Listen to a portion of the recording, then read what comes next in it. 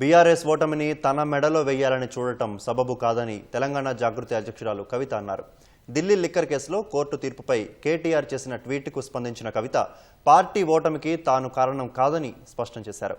Party ఓటమికి తనకు సంబంధం ఉన్నట్లు కేటీఆర్ ట్వీట్ చేశారని, కోర్టు తీర్పును తమకు అనుకూలంగా మార్చుకునేందుకు ప్రయత్నిస్తున్నారని మండిపడ్డారు. బీఆర్ఎస్ పార్టీ అంతర్గత లోపాలను సరిచేసుకోవాలని కవిత సూచించారు. ఏదైతే మొత్తం బీఆర్ఎస్ పార్టీ ఇక్కడ రాష్ట్రంలో ఓడిపోవడానికి ఈ కేసే కారణమని ఒక ట్విస్ట్ ఇచ్చే ప్రయత్నం చేస్తూ ఉన్నారో వాళ్ళందరినీ కేటీఆర్ రామారావు గారిని సూటిగా నేను ఒక ప్రశ్న అడుగుతా ఉన్నా. నా మీద కేసు పెట్టింది ఎందుకోసం? పార్టీ కోసం కాదా? ఈ మాట కేసీఆర్ గారు చెప్పలేదా? మరొకవేళ నా మీద కేసు పెట్టింది పార్టీ కోసమే అని మీ అందరికీ తెలిసి ఉంటే ఇవాళ మీరు ఏదైతే ట్వీట్ చేసిండ్రో అది నిజమే అయితే నేను జైలుకు వెళ్లేంత వరకు కూడా ఒక్కసారి కూడా మీరు ప్రెస్ మీట్ పెట్టకపోవడం ఎందుకు? కేసీఆర్ గారు ప్రెస్ మీట్ పెట్టకపోవడం ఎందుకు?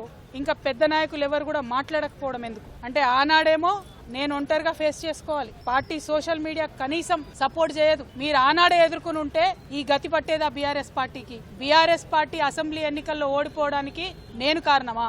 ఆనాడు ఉన్న అంశాలు ఏంటిది? ఇండ్లు ఇవ్వలేదన్న అంశం, ఉద్యోగాలు ఇవ్వలేదన్న అంశం, దోపిడీదారులకు టికెట్లు మార్చమని ఎంతమంది మొత్తుకున్నా మార్చకుండా వాళ్ళనే మళ్ళీ ప్రజల మీద రుద్దాలనేటటువంటి చేసిన ప్రయత్నం, ఈ అంశాలు కాదా ఆనాడు చర్చలో ఉన్నాయి? అన్నిటికన్నా ఎక్కువ అహంకారం అనేటటువంటి అంశం కాదా చర్చలో ఉన్నది? ఇవాళ వచ్చినటువంటి తీర్పుని మీకు అనుగుణంగా మలుచుకొని బీఆర్ఎస్ పార్టీ ఓటమిని నా మెడలో వేయాలని చూస్తున్నారు. ఇది కరెక్ట్ కాదు. కేటీఆర్ గారు, మీరు ప్రజలకు జవాబుదారీగా ఉండాలి. You are living in a denial my dear brother. Accept the fact. Understand what has happened during that election. Take steps accordingly. Fight it out in people. Do not blame me for this. ఇవాళ పొద్దున్న నుండి సన్నాయి నొక్కులు నొక్కుతున్నారు.